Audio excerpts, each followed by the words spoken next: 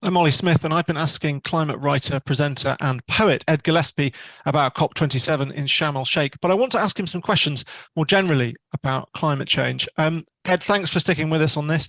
You present a podcast with Mark Stevenson and the comedian John Richardson. I'm very intrigued to know whether there's anything you disagree on about climate change. Loads of things. Really? I mean, I think that's the nature of system change. We all come at it from slightly different perspectives. I mean, I've been doing this over half my adult life, so I am what you might call a deep green activist, 25 years in. And what I'm trying to sort of tackle is John's resigned fatalism. We almost trying to talk him up a little bit sometimes. And Mark's obsession with various different things, not just prog rock, and he obviously hates my poetry, but I think, that we do disagree sometimes on the range and prioritization of different possible resolutions and solutions. I think the common ground we often find is where we agree on asking much better questions, because if you ask the wrong questions, you often come up with the wrong answers. And perhaps one of the most live debates we have and have had recently is in regard to carbon drawdown. Now, Mark has a slight vested interest in that because he just started a carbon drawdown brokerage. And I think I'm still a little bit old school in terms of my environmentalism here. I'm a bit worried that carbon drawdown perpetuates an element of business as usual. I think, we need it. I mean, there's no doubt about it. We need it, but I think I'm guarded in regard to it, perpetuating the status quo, where I think, we should be pushing and pressing ahead much faster.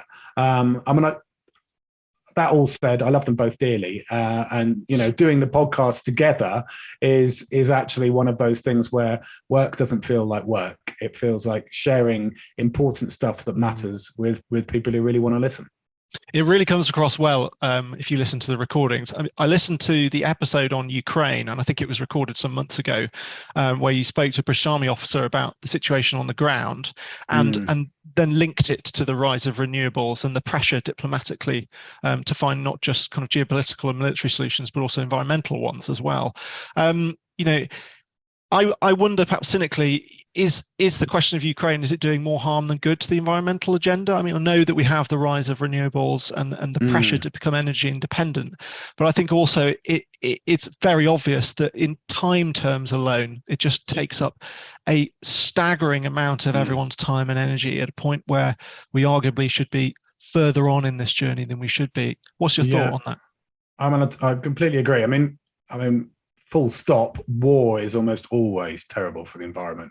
Doesn't matter which way you decide to slice it. I've actually just started hosting 2 young Ukrainian refugees. So I feel like I have a much more intimate personal connection with that conflict now, not least because their families are obviously still there, literally in the thick of it. I think one thing we have learned, is that fossil fuels are uncertain and suffer from the same intermittency of supply and price volatility that have always been leveled at renewables. So, that supposedly guarantee and predictability that fossil fuels brought has been thrown, into a very stark light and proven not to be true. It's obviously also clear that Russia's export income is so heavily dependent on oil and gas. I think about 75% of their export revenues come from fossil fuels. And that's been trillions of dollars worth of funding for the war machine. But I think where we get into this shakedown, I think there are some short-term blowback effects or some backdraft effects, as I said, about prolonging and keeping coal open and having this sort of slight dash to liquid natural gas. But I do believe the writing is on the wall, and this can still be a massive fillip and accelerator to energy sustainability, security, sustainability, and independence, as you alluded to. And I'm hoping that is still the case. And we mentioned Rishi Sunak going to COP27, but he sort of said there's no energy security without renewables. Particularly from a British perspective, this is about our fantastic windy, wet, island potential, which still works with solar.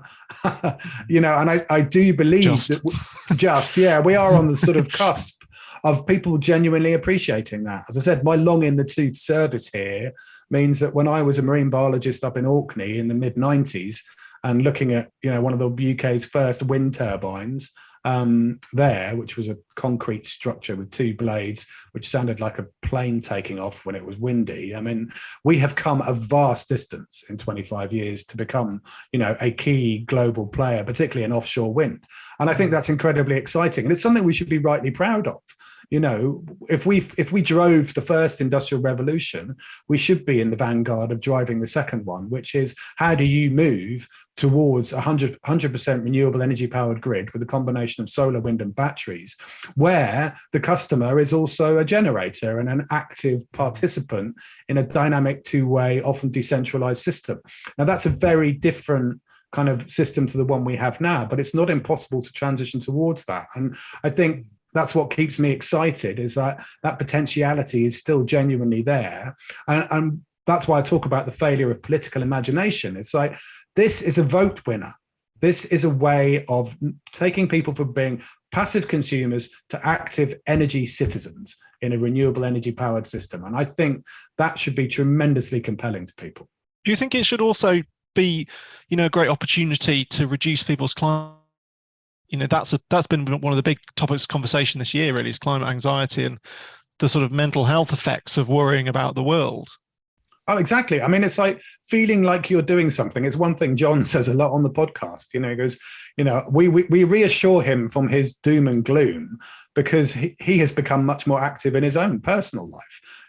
And, to be engaged is enormously powerful, as you say, in terms of alleviating some of the angst and stress. It doesn't take it away, but it is about aligning your behaviors with your values. And when we do that, we get into a better state of flow. We feel more centered and grounded, and that genuinely helps. And it's going to be particularly important, I think, as things get bumpy, because I suspect they're going to get worse and better at the same time, and it's going to be difficult.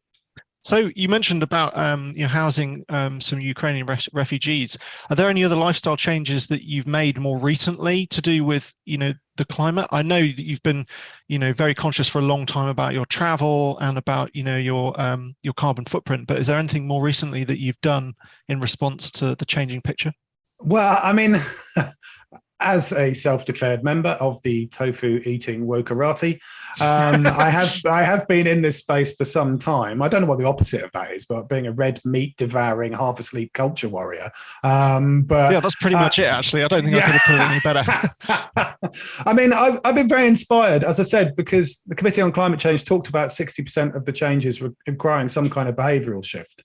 And actually, there's a wonderful campaign called The Jump, which has calculated the 6 different behaviors that we can all undertake, which actually deliver 25% of the emissions cuts we need by the end of the decade. And I think they're all achievable. I mean, one of them is obviously, only taking a flight every 3 years. Well, I mean, I haven't flown on holiday for a very long time. So, but, it's limiting that flying. It's eating mainly plant-based. Everyone doesn't have to go and become a tofu eating vegan, but to dramatically cut down on that meat and dairy, and save it as more of a treat, rather than a daily bit of sustenance. I think there's the buying only 3 new items of clothing a year. Oh, hey, dedicated follower of fashion that I am, that's not a problem for me either. And it's living car free and walking and cycling. It's keeping your stuff longer. They say 7 years. Fixing it when it breaks. I'm fixing when it breaks, but I mean, I'm 3.5 years into this phone now.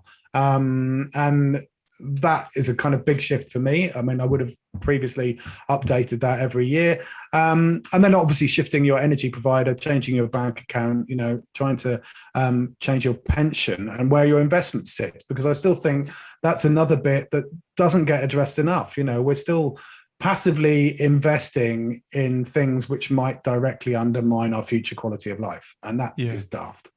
Sure. Just finally, Ed, I have to ask you, I mean, I think as in previous conversations, you've traversed this span between optimism and pessimism.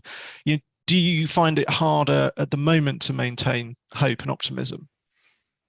Yeah, probably. I mean, Aldo Leopold the American ecologist, said, to be an ecologist is to live in a world of wounds. And whilst sort of hope springs eternal, my optimism tends to be fairly dark. As I said, I think it's going to get messy, and it's certainly not a one-dimensional, brittle, happy, clappy techno utopianism. And I was having a discussion with someone who I'm sure many of the listeners might be familiar with, but my old friend Paul Dickinson, founder of the Carbon Disclosure Project. And we've known each other for 20 years. And we were talking about this exact point. How do we stay optimistic or upbeat in some way? And he pulled out a £5 note and he just pointed at the Churchill quote on it, which says, I have nothing to offer but blood, toil, tears, and sweat. And that's what I bring, to this agenda. And the future's unwritten, no matter how awful it may look. Climate change is a predicament.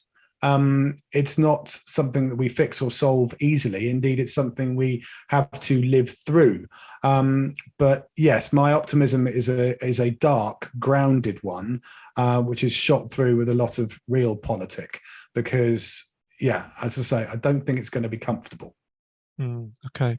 Ed Gillespie, thank you so much. For more on the climate crisis and sustainable investing, check out any of Morningstar's editorial sites internationally. Until next time, my thanks to Ed. I've been Ollie Smith for Morningstar.